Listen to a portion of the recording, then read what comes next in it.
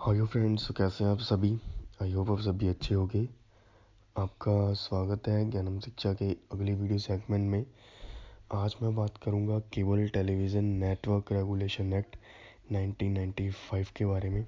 Okay, इस video में हम जानेंगे कि केबल टेलीविज़न नेटवर्क एक्ट क्या होता है और इसके अंदर जो केबल ऑपरेटर्स हैं वो कैसे रजिस्टर करेंगे।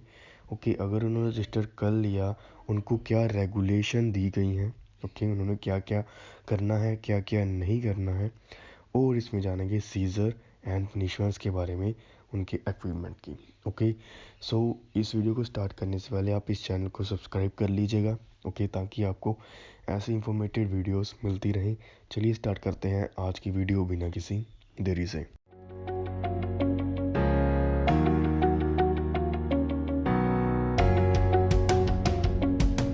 सबसे पहले आप सभी को केबल टेलीविज़न नेटवर्क एक्ट का मीनिंग पता होना चाहिए। ये किससे रिलेट करता है ये भी बताना चाहिए। ये एक्ट जो है ये रेगुलेट करता है operation of cable television network in the country. Okay, मतलब कि ये जितने भी हमारे केबल टेलीविज़न नेटवर्क्स होंगे, फॉर एग्ज़ाम्पल जैसे कि आपके घर में जो भी केबल्स आती हैं उस पर को जोन जोन से चैनल चलते हैं, इन सभी को जो है रेगुलेट करता है कौन, केबल टेलीविज़न नेटवर्क एक्ट। इनको कहता है कि क्या आपने टेलीकास्ट करना है, क्या नहीं करना है, कैसे टेलीकास्ट करना है, कैसे नहीं करना है, कोई व्यक्ति कैसे अपने आप को केबल टेलीविज़न ऑपरेटर रजिस्टर करवा सकता है, ये सारा जो है इस एक्ट में बताया गया है।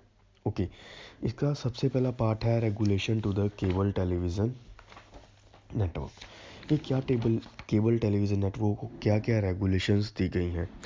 सबसे पहले, अगर किसी ने केबल टेलीविज़न नेटवर्क ऑपरेट करना है तो उसको जो है रजिस्टर करवाना पड़ेगा। रजिस्ट्रेशन इज़ कंपलसरी है, तभी वो केबल टेलीविज़न नेटवर्क जो है ऑपरेट कर सकता है। ये बताता है section 3 of this act. Okay, अगर आपको ये एक्ट चाहिए तो आपको ये एक्ट भी मिल जाएगा। आप हमारी वेबसाइट पे विज़िट करिएगा, बेर एक्ट में जाइएगा, आपको इस एक्ट का लिंक मिल जाएगा, आप वहाँ पे जाकर इसको डाउनलोड कर सकते हो। ओके, आगे इसका सेक्शन 4 क्या कहता है। सेक्शन 4 कहता है registration as a cable operator. क्या केबल ऑपरेटर कैसे रजिस्टर करवा सकता है और कौन करवाएगा। कोई भी पर्सन, एनी पर्सन इसमें रजिस्टर करवा सकता है एज ए, अपने आप को केबल ऑपरेटर रजिस्टर करवा सकता है।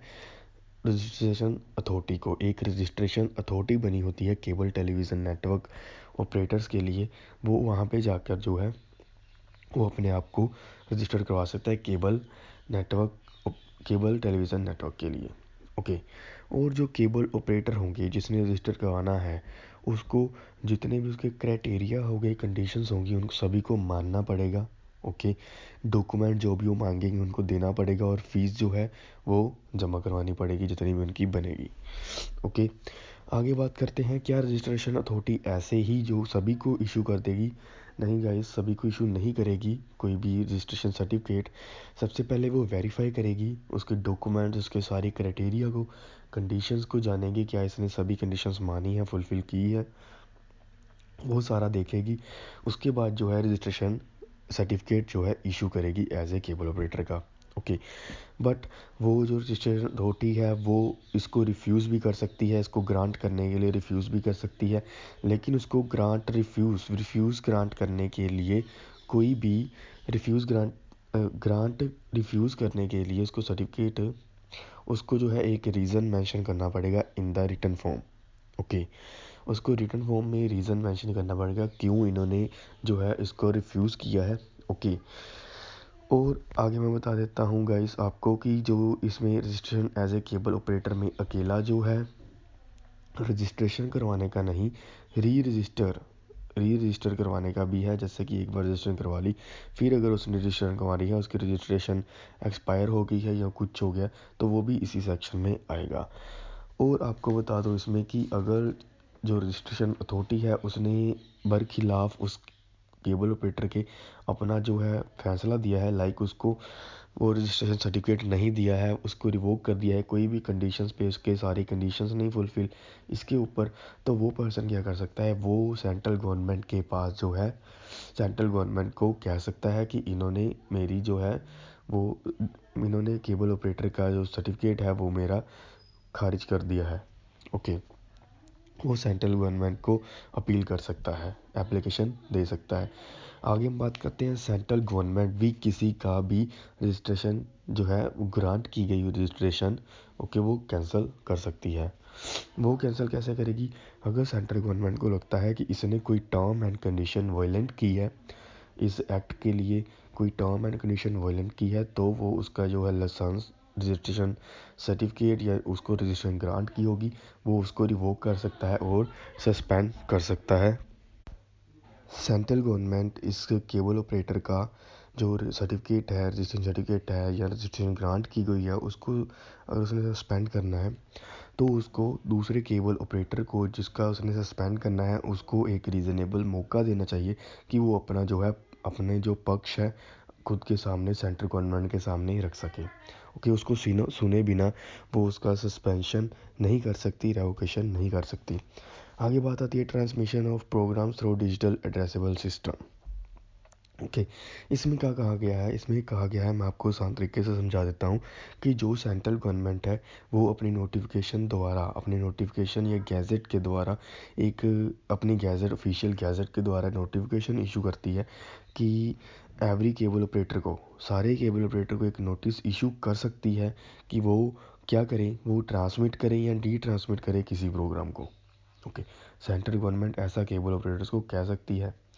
आगे बात आती है कि ऐसा कहने के लिए जो भी मेजरमेंट लिए जाएंगे, जो भी इम्प्लीमेंटेशन करनी पड़ेंगी, उसके लिए भी वो ऑफिशियल गैजेट या नोटिफिकेशन में डाल सकते हैं। ओके, थर्डली क्या कहते हैं? थर्डली सेंट्रल गवर्नमेंट ऐसा भी कह सकती है कि कोई एक या एक से ज़्यादा चैनल फ्री ऑफ कॉस्ट अपने पैकेज में रखना पड़ेगा आपको, ऐसा भी कह सकती है। आगे बात करते हैं programme code and advertisement code.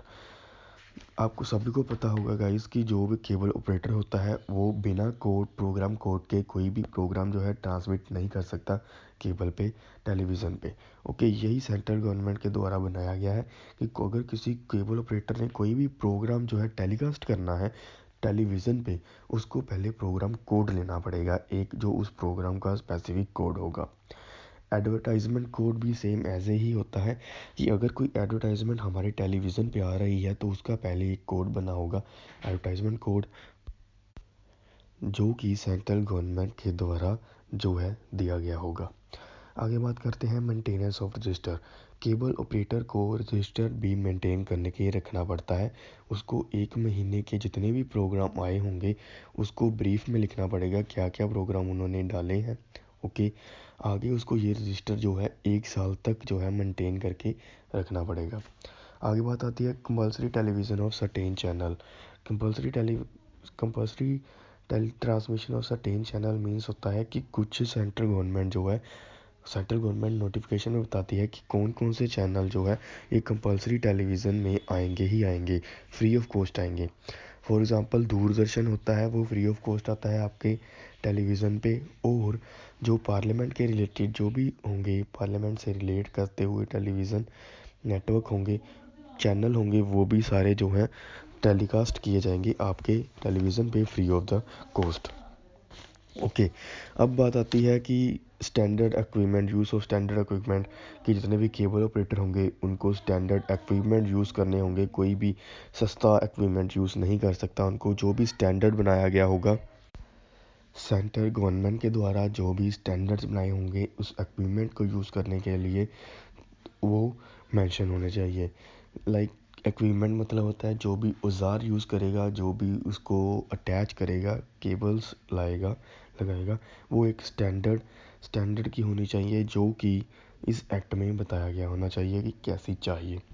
आगे बात करती है cable television network not to interfere with any telecommunication system, कि केबल जो टेलीविज़न नेटवर्क होगा वो किसी टेलीकम्युनिकेशन के साथ जो है इंटरफेयर नहीं करेगा। ओके, टेलीकम्युनिकेशन के ऊपर मैंने वीडियोस बनाई हुई हैं। ट्राई जो टेलीकम्युनिकेशन टेलीकम्युनिकेशन रेगुलेशन एक्ट है, ट्राई का, वो इससे डील करता है। ओके, अगर आपने वो भी वीडियो देखनी है तो आप प्लेलिस्ट में जाइए, वहाँ पे आपको रेगुलेटरी लॉ की प्लेलिस्ट मिलेगी, उसमें आपको ट्राई का जो है, ट्राई की वीडियोस मिल जाएंगी, आप उसको देख सकते हो कि केबल टेलीविज़न ने उसमें जो है इंटरफेयर नहीं किया होना चाहिए। ओके, आगे बात आती है सेंट्रल इंस्पेक्शन के बारे में। सेंट्रल गवर्नमेंट या उसका कोई ऑफिसर जो है वो कभी भी जो है केबल ऑपरेटर के पास जाकर उनकी इंस्पेक्शन कर सकता है, क्या वो स्टैंडर्ड यूज़ ऑफ इक्विपमेंट कर रहे हैं, क्या वो सारी कंडीशंस फुलफिल कर रहे हैं जो उनको कह रही हैं। और इसके लिए उनको कोई प्रायर परमिशन लेने की ज़रूरत नहीं है किसी से भी, बस उनको जो है नोटिस देना पड़ेगा केबल ऑपरेटर को। आगे हम बात करते हैं सीज़र की। सीज़र मतलब होता है, सीज़र या कॉन्फिस्केशन मतलब होता है जब्त कर लेना। Okay, power to seize of equipment if any authority officer has reason to believe that, अगर सेंट्रल गवर्नमेंट के द्वारा अपॉइंट किया गया ऑफिसर को ऐसा लगता है कि जो केबल ऑपरेटर है वो, मैंने जो पीछे आपको सेक्शन बताए हैं, सेक्शन 3 रजिस्ट्रेशन के लिए या register as a cable operator, वो फुलफ़िल नहीं करता, या फिर programme code, advertisement code, maintenance register, ये सारा यूज़ ऑफ स्टैंडर्ड इक्विपमेंट ये नहीं करता, तो वो क्या करेगा, वो उसके जो इक्विपमेंट्स हैं जो यूज़ कर रहा होगा टेलीविज़न नेटवर्क के लिए, उसको क्या कर लेगा, सीज़ कर लेगा। Okay, same as it is confiscation क्या होता है, जो जितने भी इसमें लिखा हुआ है sub section 1 of section 11 sub section 1 shall be liable for confiscation unless the cable operator from whom the equipment has been seized, okay, register himself as a cable operator under section 4 within the period of 30 days from the date of seizure of said equipment।